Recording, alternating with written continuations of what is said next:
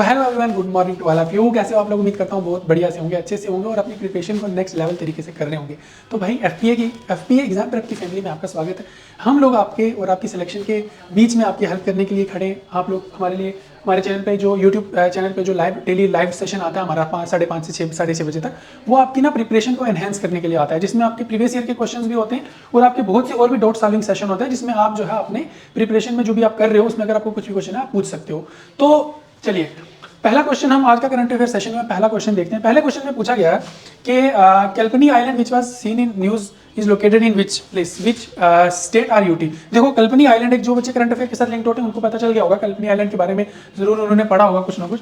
तो क्वेश्चन पूछा गया कि कल्पनी आइलैंड जो है वो रिसेंटली जो न्यूज में देखा गया कल्पनी आइलैंड, तो वो कहाँ पे पाया गया है, कहाँ पे है, कौन सी जगह में स्थित है, एक्सेट्रा। चलिए सबसे पहले हम लोग देख लेते हैं। हम आप लोग को तो पता है हम लोग बिना डिस्कस किए क्वेश्चन का आंसर नहीं देखते, हम लोग उसमें 3-4 पॉइंट निकालते हैं, चीज़ को अंडरस्टैंड करते हैं। पहले कल्पनी आइलैंड इज एन आइलैंड, जो न्यूज़ में क्यों था पहले देखते हैं। न्यूज़ में इसलिए था स्टूडेंट्स कि इसमें 17th और 18th सेंचुरी के जो है 17th और 18th सेंचुरी में यूरोपियन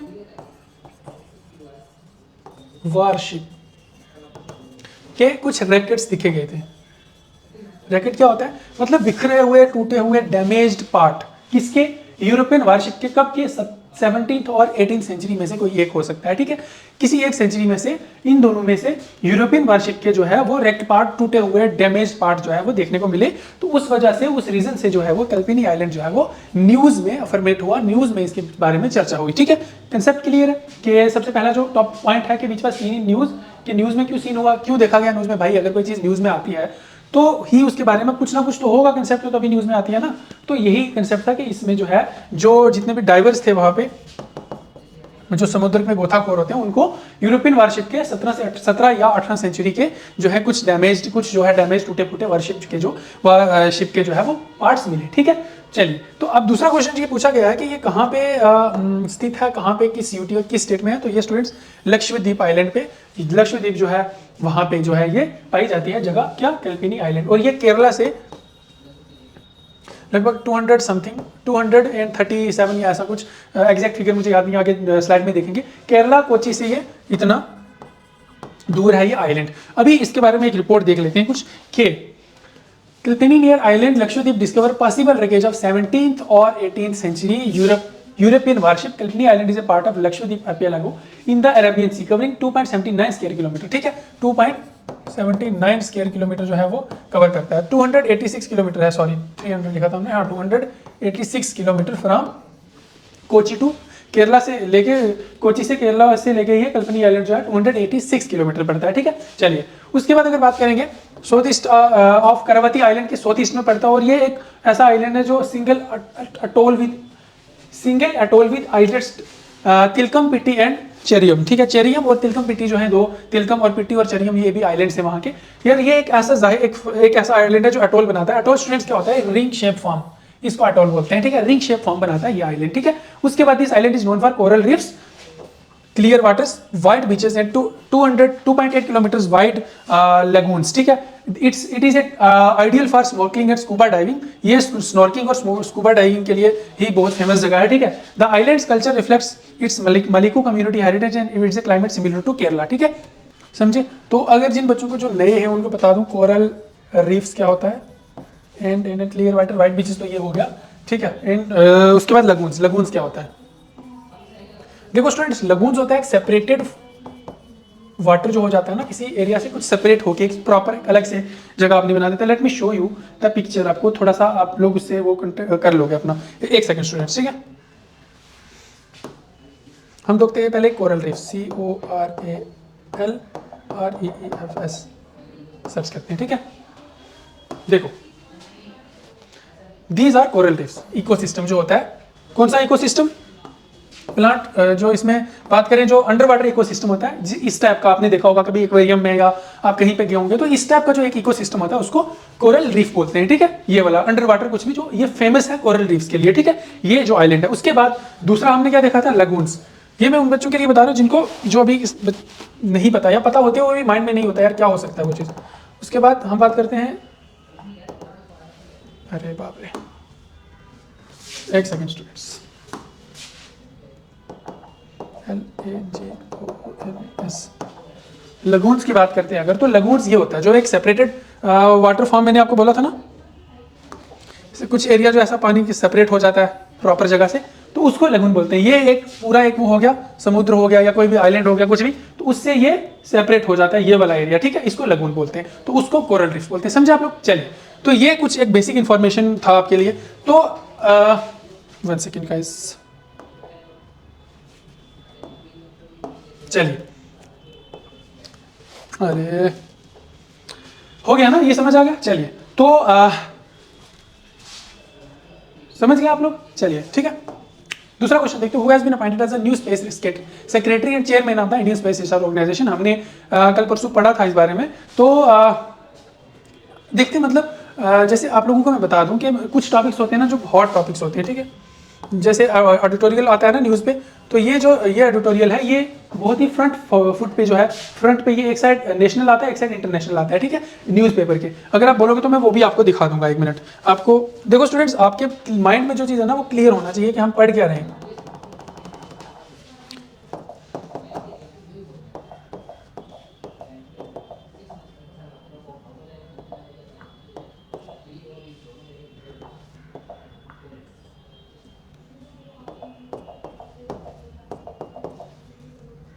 ठीक है, मैं आपको ना अंडरस्टैंड करवाने के लिए, ये देखो, जैसे ये हो गया, इस टाइप का कुछ मान के चल सकते हैं हम, जैसे ये हो गया, तो इस टाइप में ये एक ऐसा पार्ट है, हेडलाइन से एडवर्टीजमेंट जैसे आता है, तो हम लोग जो देख रहे हैं, वो जो मैं आपको बताने की ट्राई कर रहा हूँ वो ये है कि ये वाला जो पार्ट होता है ना, ऐसा वाला पार्ट साइड पे न्यूज़ के, या ये वाला पार्ट हो गया, इनमें ऐसे आर्टिकल्स आते हैं स्टूडेंट्स, जो आर्टिकल्स बहुत ही टॉप या हॉट टॉपिक्स होते हैं, ठीक है, तो उन पे जो है वो न्यूज़ या तो कम से कम 10 बार, जैसे ये सोथवाक्स डीप फेसिंग फाइनेंशियल कट्स, या तो 7-8 बार पहले आ चुकी होगी किसी भी टॉपिक पे, या तो उसके बारे में बातचीत चल रही होगी कहीं न्यूज़पेपर सोशल मीडिया पे, ठीक है, तो वो होता है हॉट टॉपिक। तो कहने का मतलब जो मैं आपको बता रहा हूँ कि जो हम पढ़ रहे हैं अभी यहाँ पे, ये वाला क्वेश्चन ये कई बार 2-3 बार न्यूज़ में आ चुका है, किसके बारे में? Chairman of Indian Space Research Organisation या स्पेस रिसर्च ऑर्गेनाइजेशन के बारे में, ठीक है। चलिए, तो अभी हम बताइए मुझे कमेंट सेक्शन में कि कौन है इसके नए जो आप कह सकते हैं कि सेक्रेटरी और चेयरमैन। ये क्वेश्चन आपके लिए मैं छोड़ रहा हूं, ठीक है। चलिए, ये क्वेश्चन उन बच्चों के लिए छोड़ रहा हूं जो बताएंगे कि नए सेक्रेटरी कौन है, स्पेस सेक्रेटरी और चेयरमैन कौन है। आप लोग कमेंट सेक्शन में इसका आंसर बताइए, ठीक है। चलिए, इसको एक्सप्लेन भी तभी करेंगे। फिर आता है Tipeshwar wildlife sanctuary is located in which state. Tipeshwar wildlife sanctuary is located in which state. देखो, अभी एक जैसे मैंने आपको बताया ना, कोई भी एक, जैसे ये वाइल्ड लाइफ सेंचुरी है तो स्टैटिक जीके का क्वेश्चन है, स्टैटिक जीके का हो गया ना किसी के बराबर में। करंट अफेयर तो ये नहीं लग रहा ना, लेकिन ये करंट अफेयर में क्यों पूछा मैंने क्वेश्चन, आपको क्यों लिखा क्वेश्चन ये वाला, कुछ ना कुछ रीजन तो होगा ना लिखने का। इसका रीजन ये है कि क्वेश्चन, ये तो टिपेश्वर वाइल्ड लाइफ सेंचुरी तो बहुत पुरानी है, ठीक है। रीजन ये है कि इस वाइल्ड लाइफ सेंचुरी में एक टाइगर बोर्न हुआ, जो यहाँ से निकल के बाहर निकलता है, चलता है यहाँ से लगभग 500 किलोमीटर दूर तक वो टाइगर यहाँ से निकल जाता है। तो उस टाइगर के बारे में बहुत चर्चा हुई न्यूज़ में कि कैसे एक वाइल्ड लाइफ सेंचुरी से एक जो है जानवर वो निकल के जा सकता है। उसके बारे में बहुत बड़ी चर्चा का विषय बना, क्योंकि आपको पता है हार्मफुल तो है वो टाइगर, अगर अपनी एरिया से बाहर जाएगा सोसाइटी में नॉर्मल लोगों के बीच में तो बहुत हड़बड़ाहट होगी, आपने सुना भी होगा पीछे। तो उस रीजन से ये जो पार्ट है ये न्यूज़ में आया। तो अभी क्वेश्चन ये है कि ये वाइल्ड लाइफ सेंचुरी है कहाँ पे, तो ये स्टूडेंट्स महाराष्ट्र में, ठीक है। महाराष्ट्र में, महाराष्ट्र का एक गाँव है कि कौन सा, यवतमल जो एक महाराष्ट्र का एक एरिया है, जहाँ पे सिटी है, जहाँ पे ये वाइल्ड लाइफ सेंचुरी जो है, टिपेश्वर वाइल्ड लाइफ सेंचुरी जो है पाई जाती है, ठीक है। चलो, अब जो टॉप न्यूज में आया था, a male tiger from Tipeshwar wildlife sanctuary in Yavatmal Maharashtra travelled 500 kilometre to Solapur. Solapur एक जगह है जहाँ तक ये टाइगर जो यवतमल से निकला और सोलापुर तक पहुंचा, ठीक है। मैं आपको इसकी जर्नी बताऊं, यवतमल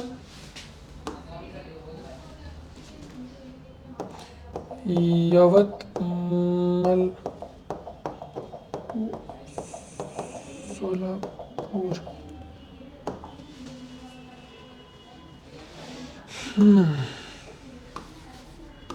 चलिए देखो, अभी हम ना एक लगभग सोलापुर के किसी ऐसी जगह में जहां से 2-3 किलोमीटर तो एक्स्ट्रा 200-300 और इसने ऐड किया। देखो डिस्टेंस लगभग, द रोड डिस्टेंस कितना है, 440 किलोमीटर स्टूडेंट्स, 440 किलोमीटर, ठीक है। और दूसरा डिस्टेंस इसके बीच में टोटल डिस्टेंस है 825, वो तो अलग अलग हर जगह का होता है। इतना डिस्टेंस इसने ट्रेवल किया जो एक जो आप कह सकते हो एक बहुत ही डेंजरस चीज है, तो ये इस वजह से न्यूज में आया। Tibetan wildlife sanctuary is located in Yavatmal district Maharashtra. It is called as the green oasis of southern Maharashtra. Green oasis जो मतलब आप कह सकते हो कि एक बहुत बड़ा ग्रीनरी का एक बहुत, जिसको आप कह सकते हो जहाँ पे एक जगह जो सूखी हो उसके बीच में एक ग्रीनरी का बहुत बड़ा एक पार्ट हो, उसको ग्रीन ओएसिस बोलते हैं southern Europe Maharashtra. It is irrigated by Purna Krishna Bhima और ताप्ती रिवर से ये इरिगेट होता है, और जो century lies in basalt region found by an ancient lava activities. ठीक है, चलिए समझ गए आप लोग। चलिए, तो इसका जो करेक्ट आंसर था वो था महाराष्ट्र, यवतमाल।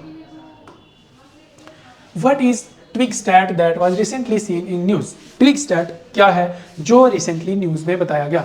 सबको बता दूं, ट्विगस्टैट एक ऐसे टाइप का टूल है जो इंसान का जो एंसेस्ट्री है, मतलब जो एंसेस्ट्री है इंसान की, जो जितना भी पुराना मतलब एंशिएंट, जितना भी आप कह सकते हो कि जहाँ पे कोई पुराना किसी की हड्डी हो गई, पुराने आप कह सकते हो कि फॉसिल फ्यूल्स हो गए, जितना भी पुराना मतलब आप कह सकते हो ना, जिससे आज से पहले ऐसा था कि कुछ ऐसा टूल नहीं था, कोई भी चीज़ की अगर रिसर्च करनी पड़ती थी उसको बहुत प्रोसीजर से गुजार के बताना पड़ता था कि ये चीज़ कितने सौ साल पुरानी है, कैसा है, उसका डीएनए क्या है।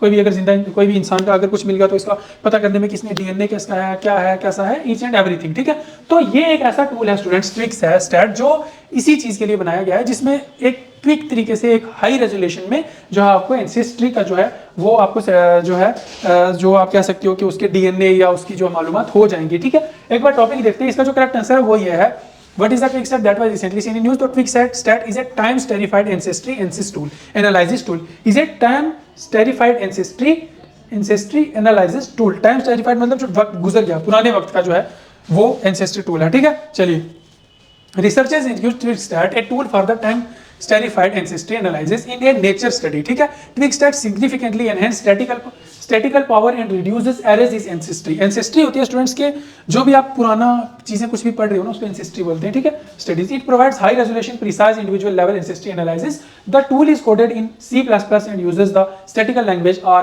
ट्विगस्टैट enables fine grained analysis of specific historical periods. ठीक है, चलिए इसका मैं आपको शो भी करता हूँ कि आपको थोड़ा एक मालूम पता चल जाएगा कि एंसेस्ट्री क्या होती है ना। तो चलिए, तो समझ गए आप लोग क्या होता है ट्विगस्टैट और क्या इसके क्या पर्पस है, क्यों इसको बताया गया, क्यों इसको इतना पॉपुलर किया गया? क्योंकि एक ये एंशिएंट जो है वो अपना कह सकते हो कि उसको जो एंसेस्ट्री है उसको एक फॉर्म करके लाता है। ठीक है, चलिए नेक्स्ट क्वेश्चन देखते हैं। What natural factor has contributed to the intensity of wildfires in Los Angeles in January 2025? 2025 में जो आपको पता है रिसेंटली लॉस एंजलिस में एक फायर बस्ट हुआ था पूरे फॉरेस्ट में, है ना। तो क्वेश्चन पूछा गया है कि उसका बेसिक जो इंटेंसिटी उसको बढ़ाने के लिए क्या चीज़ बेसिकली मोस्ट कंट्रीब्यूटर थी जिसकी वजह से वो आग बहुत ज़्यादा फैल गई। ठीक है, तो इसके ऊपर इस जो आपको इसके ऊपर एक पॉलिटिकल व्यू जो आपको बताता चलो ताकि वो भी आपके माइंड में रहेगा कि पॉलिटिकल व्यू इस पर यह है कि इस पर डोनाल्ड ट्रंप ने कहा था कि ये जो है ये लॉस एंजलिस के जो हेड है उनकी जो है वो सरासर बेवकूफ़ी है, सरासर उन्होंने ब्लेम किया उनको, ना कि सिंपैथी जताई बल्कि ब्लेम किया कि जो भी उनका ये अपना मतलब देश को संभालने की टेक्निक्स थी उनको नहीं आई, या उनसे एक प्रॉपर रिस्पॉन्सिबिलिटी नहीं हुई कि इतना बड़ा जो हादसा वो देखने को मिला। ठीक है, तो पॉलिटिकल व्यू इसका ये हो गया। अभी बात करते हैं कि इसका जो है रियल, इसके आग फैलने का रियल जो है वो था क्या, मतलब इसमें से क्या एक पॉइंट आता है जिसमें आप कह सकते हो कि हाँ इसकी वजह से जो है फायर जो है वो एक्सटिंक्ट हो गई, फायर जो है वो जो है इंटेंसिटी उसकी वाइल्ड फायर की बहुत ज़्यादा तेज हो गई। ठीक है, चलिए देखो चार ऑप्शन है, हैवी रेनफॉल, सेंटा एना विंड्स, स्नो स्टॉर्म्स या अर्थक्वेक। देखो ये तीन तो है नहीं। डायरेक्ट बात की जाए सेंटा एना विंड्स की तो यही है मेन कारण कि जिसकी वजह से ये वाइल्ड फायर जो है इसको इंटेंसिटी इसकी इंक्रीज हुई। क्या होती है सेंटा एना विंड्स? देखो स्टूडेंट्स, ये एक ऐसी विंड्स होती हैं जो डेजर्ट एरिया से चलती है, गर्म विंड्स, और अपने साथ कुछ बर्निंग छोटे छोटे बर्निंग पार्टिकल्स लेके चलती हैं। ठीक है, उसकी वजह से क्या होता है कि जितना भी हवा में मॉइस्चर होता है ना, मॉइस्चर होता है वो खत्म हो जाता है इस विंड की वजह से। हवा में मॉइस्चर खत्म होगा अगर तो आपको पता है कि किसी भी चीज को, किसी भी सूखे पेड़ को, किसी भी सूखे घास को आग लगना बहुत कॉमन हो जाएगा। ठीक, उस वजह से इसका जब मॉइस्चर खत्म हो गया इस एयर के, इस विंड के आने की वजह से एयर का मॉइस्चर खत्म हो गया, और उसकी वजह से एक जब आग का एक मतलब छोटा सा झोंका एक जगह पे लगा तो उस वजह से इंटेंसिटी उसकी बहुत बढ़ गई और विंड की वजह से वो बहुत ज्यादा फैल गई। ठीक है, तो ये है सेंटा एना विंड्स, इसके बारे में थोड़ा सा एक्सप्लेन में पढ़ेंगे आगे। तो इसका करेक्ट आंसर है सेंटा एना विंड्स, बहुत इंपॉर्टेंट क्वेश्चन है ये। ठीक है, चलिए तो इसके बारे में अगर बात की जाए और तो देखो students, intensity of wildfire in Los Angeles in January 2025 is primarily due to the Santa Ana winds. These are the strong dry winds that blow from the inland desert towards the coast. Inland desert से coast की तरफ जाती हैं। और आपको बता दूं कि 10,000 एकर्स के आसपास जो है लैंड जो है वो डिस्ट्रॉय हुई है और लगभग 10 आदमी जो हैं 10 पीपल जो है वो इसकी आग की चपेट में आके जिनकी डेथ होगी। और बहुत से आप कह सकते हो कि लगभग हज़ारों के हिसाब से जो है 2-3-4 हज़ार के आसपास जो है वहाँ पे इन्फेंट्री जली है लोगों की, जो आप कह सकते हो कि किसी का घर हो गया, किसी का फार्म हाउस हो गया या कुछ भी ऐसे इस टाइप का है ना। तो इसके बारे में पढ़ते हैं। दे सिग्निफिकेंट लोअर ह्यूमिडिटी लोअर कर देती है, ठीक है, dry out vegetation and create perfect condition for wildfire to spread rapidly, ठीक है। Additionally, these winds can carry embers over long distance, igniting होता है आग को भड़काना, ठीक है। और ये मैंने आपको बताया ना, छोटी चिंगारियां इनमें होती हैं। New fires and making them harder to control, while other natural factors like rainfall or snow may be impact the region Santa Ana winds are the key contributor to the variety of wildfires in the southern California due to the season, ठीक है। चलिए अगला question है, how many special guests have been invited to witness the 76th Republic Day parade at कर्तव्य park new Delhi on January 26, 2025। 26 जनवरी 2025 को कौन कौन से स्पेशल गेस्ट हैं ऐसे जिनको इनवाइट किया गया है गवर्नमेंट की तरफ से कर्तव्य पाथ पे का जो पूरा मंजर देखने के लिए, ठीक है। तो देखो इसके जो करेक्ट आंसर है वो है अराउंड 10,000 पीपल्स अप्रॉक्स,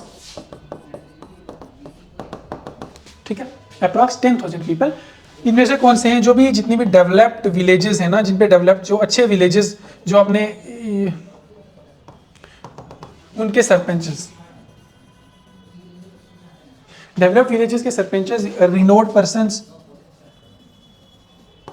उसके बाद आ गया ओलंपिक्स के जितने भी मेडलिस्ट हैं या जो प्लेयर्स उसमें गए ओलंपिक्स के, और भी बहुत से कॉमन लोग या हाई लेवल के लोग या आप कह सकते हो कि परफॉर्मर्स, आर्टिस्ट वगैरह सब। तो इसका पर्पस क्या है इन लोगों को इनवाइट करने का पर्पस ये है कि जो अपना कल्चर है ना, कल्चर को हम प्रमोट करें और एक आम आदमी भी उस कल्चर में शामिल हो, ठीक है। तो ये इनका मोटिव है। तो लगभग 10,000 आदमी जो हैं वो इस रैली को देखने आएंगे 26 जनवरी 2025 की, और ये 76 रिपब्लिक डे है इंडिया का, ठीक है, समझे।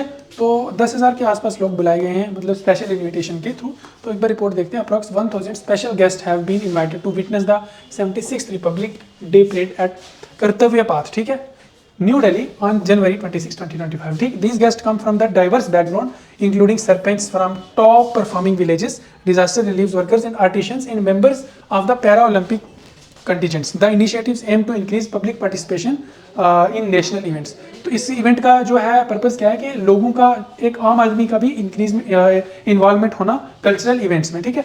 तो स्टूडेंट्स आज के लिए इतना ही। ये है कुछ हमारी साइट्स जो आपको बेनिफिट करेंगी आपके और भी वर्क्स में, जैसे आपको यूट्यूब लिंक है, मतलब जिसमें आपको डेली का लाइव जाएगा आपके लिए। इंस्टाग्राम पे भी डेली आपको अपडेट की कुछ वीडियोस वगैरह शॉर्ट वीडियोस मिलती हैं, और टेलीग्राम लिंक है जिसमें हम लोग डेली अपडेट करते हैं लाइव क्लासेस के बारे में। व्हाट्सएप कम्युनिटी है जिसमें हम डेली करंट अफेयर की पीडीएफ्स डालते हैं, ठीक है, और ये पीडीएफ टेलीग्राम पे भी डलती हैं। तो होप सो कि आपको अच्छा लगा होगा लेक्चर, तो आपने नोट डाउन भी किया होगा। तो मिलते हैं अगले लेक्चर में, तब तक के लिए मुझे इजाजत दीजिए और अपनी प्रिपरेशन को अच्छे से कीजिए। अपना ख्याल रखिए। जय Hind, thank you so much.